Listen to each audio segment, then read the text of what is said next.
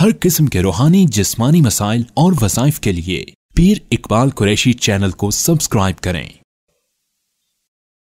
बिस्मिल्लाहिर्रहमानिर्रहीम। मरकज़ी जामे मस्जिद अल-शैबी मोरगा रावलपिंडी खानका कुरैशिया में बड़ी तादाद में अहबाब एतकाफ़ में शरीक हुए।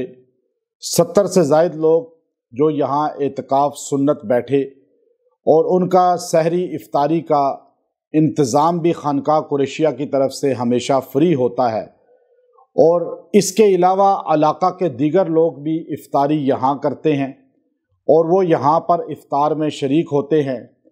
और उन अहबाब ने भी मस्जिद के अंदर अल्लाह का मेहमान बन के इफ्तारी की और फिर मोतकफ़ीन जो अल्लाह के मेहमान बाकायदा तौर पर बन चुके थे और उनकी भी सहरी और इफ्तारी का मुकम्मल तौर पे इंतज़ाम किया गया।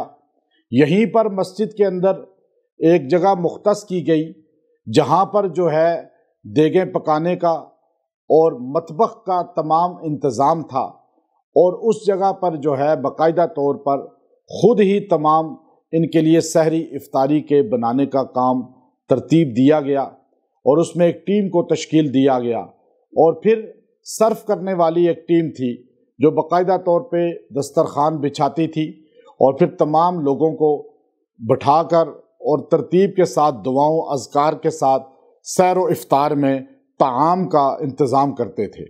और ये जितने अहबाब यहाँ पे एतकाफ़ बैठे ख़ास तौर पे उनको कुरानी आमाल से मुंसलिक किया गया।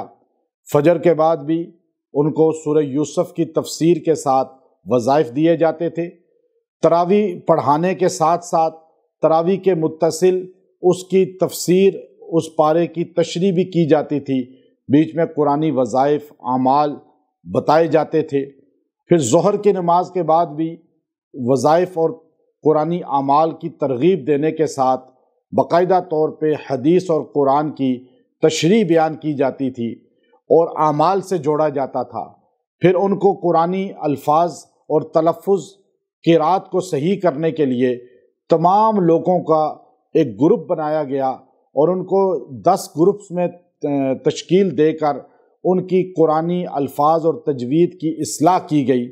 और ये चूँकि एतकाफ़ बैठने वालों में उलमा की भी एक बड़ी तादाद थी, कुर्रा की भी एक तादाद थी बड़ी, तो इस तरह हर ग्रुप में एक कारी और आलिम को मुंसलिक किया गया ताकि ये जितने आए लोग हैं आमाल की भी इस्लाह करें, कुरानी आमाल को भी सीखें, वज़ाइफ को भी सीखें और साथ अल्लाह रब्बुल इज़्ज़त से अपना ताल्लुक़ भी मज़बूत करें।